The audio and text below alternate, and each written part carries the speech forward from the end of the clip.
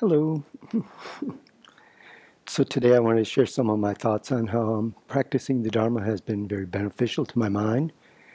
And that's really what practicing the Dharma is about, is transforming one's mind and working towards overcoming mental afflictions.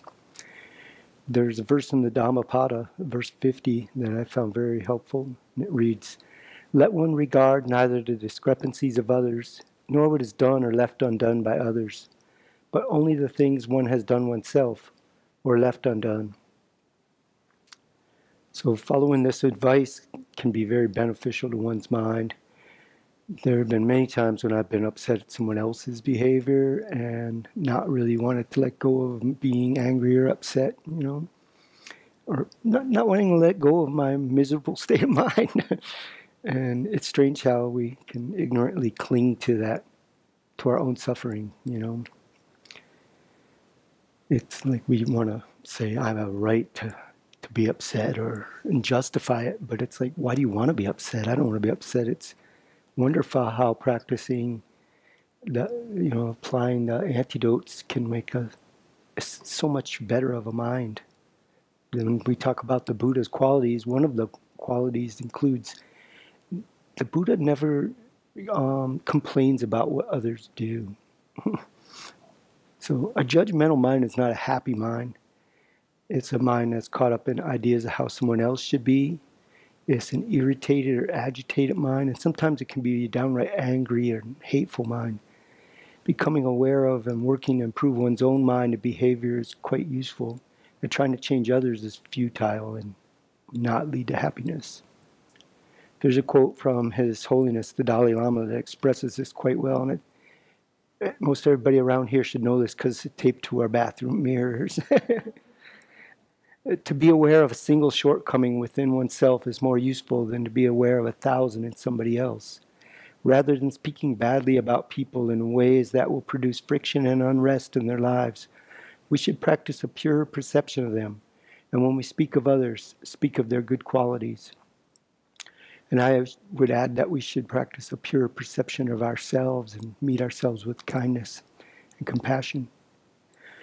Seeing others in a pure way can mean seeing that they are like ourselves, that they simply want to be happy and avoid suffering, and that they may be very confused about what brings suffering and what brings happiness, but that's what they're trying to bring about.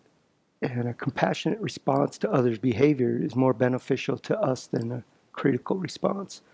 And that's really the point I'm trying to make, is that we are the main beneficiaries of having a compassionate response to others, and in practicing the Dharma, we transform our mind and really start to feel that benefit. And to me, that really increases my faith in the Dharma.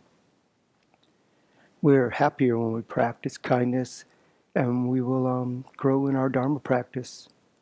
It's easy to see what others are doing will not bring happiness, but it's more important to look at address one's own ignorance and confusion and the destructive behavior that arises from it. Shantideva was referring to all of us afflicted beings when he wrote, "Although wishing to be rid of misery, they run towards misery itself. Although wishing to have happiness, like an enemy, they ignorantly destroy it."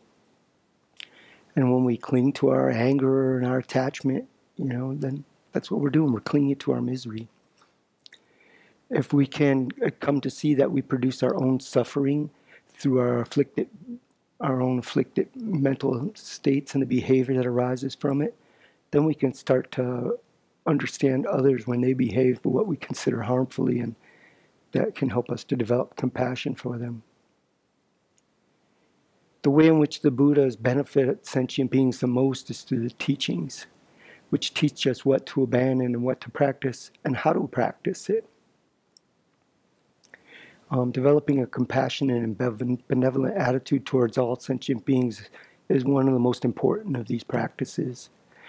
The self-centered attitude is the prison that we must free ourselves and other beings from. And then valuing others and seeing them through an altruistic mind is key to unlocking this prison. And contemplating them and and meditating on the kindness of others is an important step towards producing the highest of altruisms, bodhicitta, the aspiration to become fully awakened in order to best benefit others and lead them to full awakening. And so we're all recipients of much, much kindness, and it benefits our mind a lot to contemplate this repeatedly. We should recognize and rejoice in others' kindness, their good qualities, and their good fortune. And rejoicing is a happy mind. It's a mind of joy. And we can create a happy mind or an unhappy mind. It takes practice, but our habits of body, speech, and mind can change to produce beneficial results and avoid creating destructive results. So the first two verses in the Dhammapada read, "We are what we think. All that we are arises from our thoughts. With our thoughts we make the world. Speak or act with an impure mind and trouble will follow you, as the wheel follows the ox that draws the cart. We are what we think. All that we are arises with our thoughts. With our thoughts we make the world. Speak or act with a pure mind and happiness will follow you as your shadow, unshakable." So the teachings of the Buddha are all about transforming one's mind, and this will lead to happiness.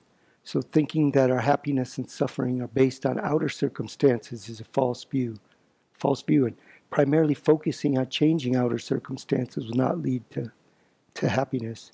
Transforming one's own mind to producing a virtuous mind is the key to what the Buddha has taught us to do.